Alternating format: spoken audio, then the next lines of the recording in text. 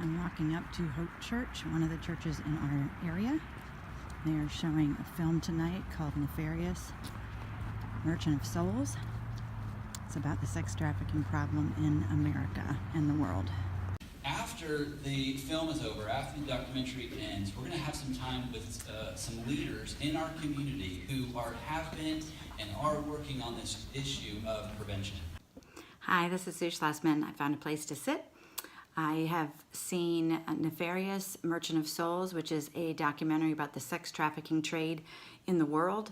It was shown at a church in town here, and it's been shown multiple places in town, but a very powerful film. The event was well run because there was a panel after the film of professionals in the area who are in the business of finding sex traffickers and changing legislation and rescuing girls, and so they answered a lot of questions and were very informative to the crowd. There were probably about 200 people there, and I could tell by the gasps from the audience during the film that some people were brand new to this information and were shocked by the extent and the severity of it. There are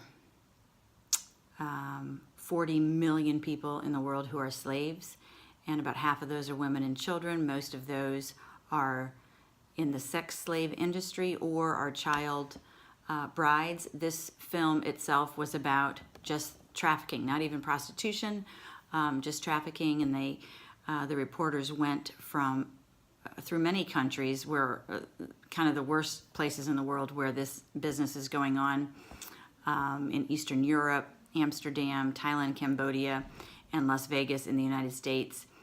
The three largest cities in California are some of our worst spots, and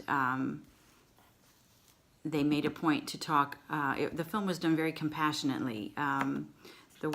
There were a lot of interviews with women who have been rescued out of the sex industry, pimps who have left the industry and were willing to talk about it, a lot of footage of children in Southeast Asia, just horrible situations, 6- and 7-year-old girls. It's in Thailand and Cambodia. Parents are willingly selling their girls into the sex trade because it's so profitable. The film took us into rooms where the raping happens.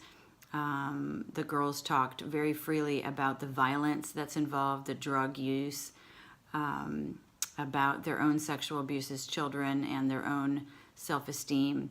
It was very profoundly done and very impactful, and ended with hope and a lot of interviews with people who are trying to prevent children from going into this, prevent parents from sending their children into this, and for rehabilitation of girls who've been rescued out of it, women who've been rescued out of it.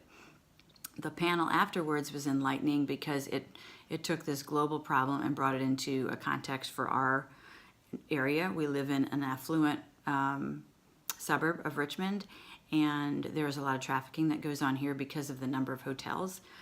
Virginia is number 6 in the country for trafficking because it's situated perfectly on the eastern seaboard, right on 95. You can go New England all the way down to Atlanta. You pass right through, and so it makes it very easy for traffickers to bring girls in and out. So we heard from a detective who is exclusively works on trafficking in the Henrico Police Department. He has a whole department for it, an attorney, a liaison, and a public school official, because Richmond Justice Initiative, who sponsored this event, has written curriculum, and so there is anti-trafficking curriculum that is now in the public schools, in the social studies department, to help girls, everyone recognize who traffickers are, how they work, how children are seduced into this. And so it was very enlightening and very well done, and just delivered a really powerful message. I was glad to go.